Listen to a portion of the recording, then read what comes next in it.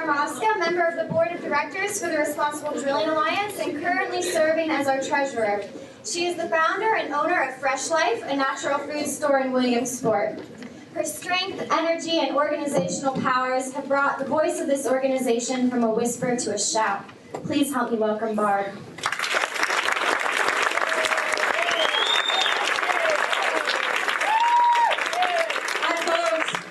Thank you all for coming out. We're really sorry we couldn't be in the woods. There is an ambiance and a solemnity to the spot that we had picked for this day. But I don't know who's flicking the lights on and off because it's not us. But there's some powers here at work. But thank you for being here. You know, Albert Einstein said there are two things that are infinite: the universe and the stupidity of man, and I'm not sure about the universe. We are seeing the stupidity of man play out in this beloved state of ours in a way that is unprecedented. We are being wrapped in a myth. It is beyond a PR campaign.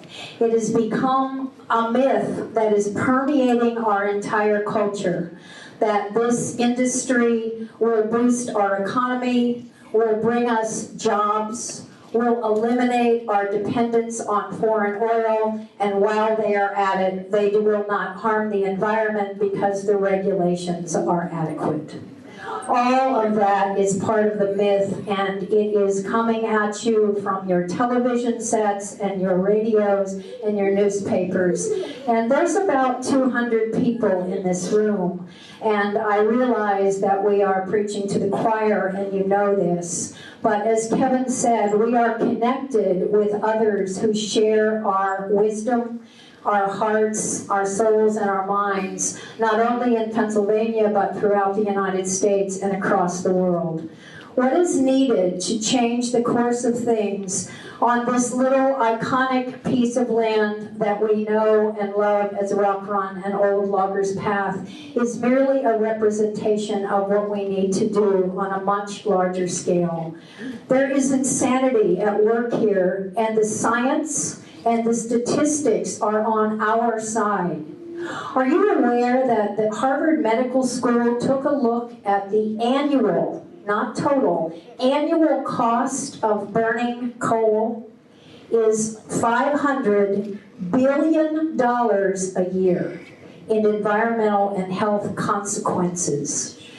So when you are told that you are going to save money because the gas is going to be cheaper, don't believe it. When you are told that we need this third and final fossil fuel, don't believe it.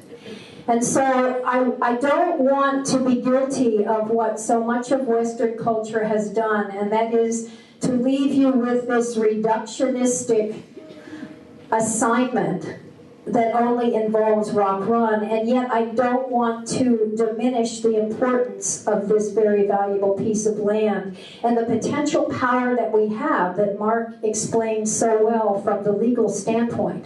The state has the power to stop this here on these amazing, treasured, magical 25 acres. And if you don't know the magic of these acres, please take that field guide and respectfully spend some time here. And so we need you, and we need each of you to be a part of an enormous network. Why is it that they are not drilling in New York to our north? Because the day the legislature was scheduled to vote on the moratorium that is still in place, 85,000 people phoned Albany. We have never had 85,000 Pennsylvanians do much of anything when it comes to this. So there's 200 of us here. I don't know how many of you have a Facebook presence or have an email address book or have contacts that you can pick up and call. But we need you to be active in this, folks. Pennsylvania has been very silent, whether you write or speak, and if you don't feel comfortable doing those things, you at least vote. And we have a very important election coming up here in this state. We have an administration in place that is very pro-industry. I'm not telling you anything that you don't already know. If I were to get as emotional as Kevin did, I would not be up here yelling, I would be up here crying, which is why Morgan said, Barb, you're so calm. I'm not, really. I'm the one whose grandfather bought the land in 1933. I live on 20 unleased acres, surrounded by leased private and state forest land. My horses spook when the seismic helicopters that aren't supposed to do anything on my land, but the airspace is public, fly overhead, and I swear the pilots just do it to see them race in fear. It's me that has all those pets buried in the yard, in the woods, and I'm sure it's many of you too. So there are many treasured places. My land runs back to back with Jacoby Mountain, which is just a couple ranges over, a part of the Royal Sauk State Forest. Rock Run and Old Loggers Path may be your most treasured place, or it may not.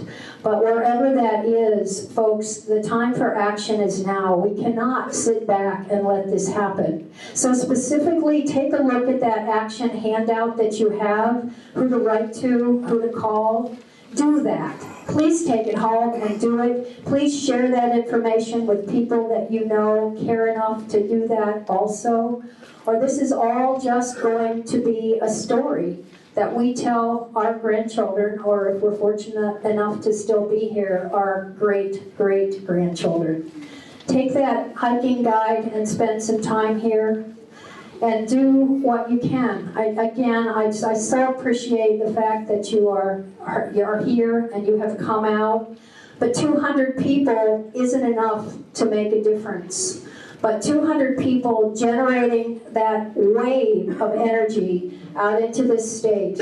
And don't think for a moment that your heart energy isn't reaching out to other people, to each other, to the folks in this room, to the critters in the forest out there, to everything that is alive. But the time for action is now, both to save Rock Run and to end this evil myth that is being insinuated upon us. Thank you.